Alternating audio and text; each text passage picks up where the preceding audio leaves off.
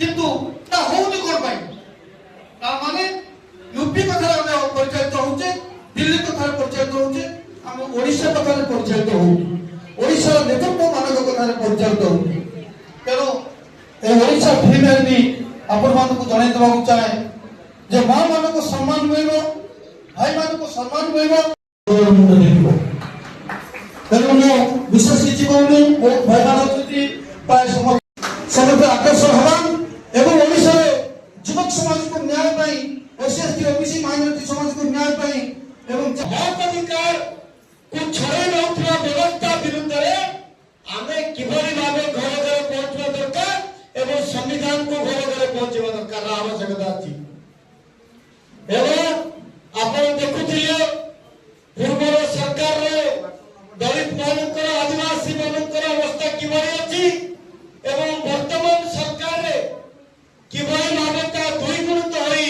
आमर को अत्याचार होची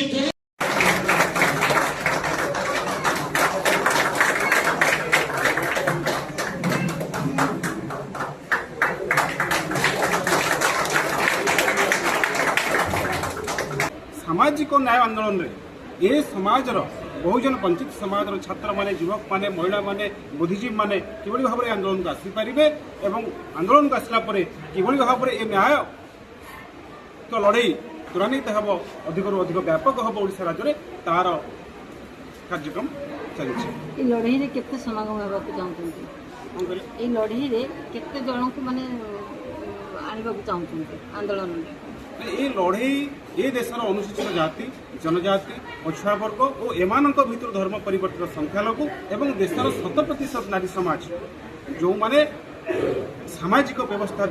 द्वारा प्रचलित सामाजिक व्यवस्था द्वारा जो माने लांछित अपमानित जर्जरित एवं अधिकार वंचित यही समाज लोक मान अधिकार देवाई ओडिशा भीम आर्मी तार सांगठनिक कार्य भली ए ओडिशा भीम आर्मी माध्यम जो न्याय पाई पारिबे आउ जो जाति भित्तिक धर्म भित्तिक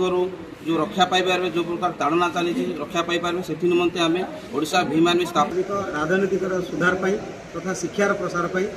सचेतनता कार्यक्रम एवं एमानकर जो अत्याचारित होती जातिभेदर शिकार होती जो विषमता अच्छी ताकू दूर करने ये संगठन मूल लक्ष्य एवं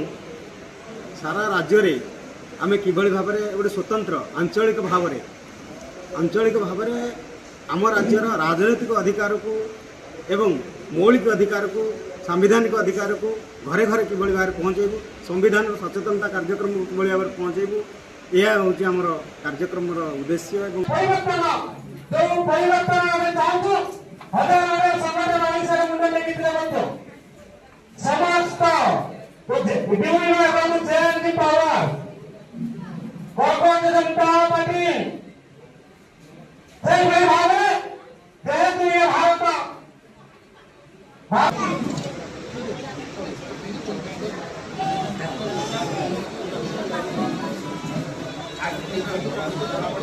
एकत्रित होती आपण मैंने जानूे संगठन मूल उद्देश्य काम करती समाज में काम करती गणतांत्रिक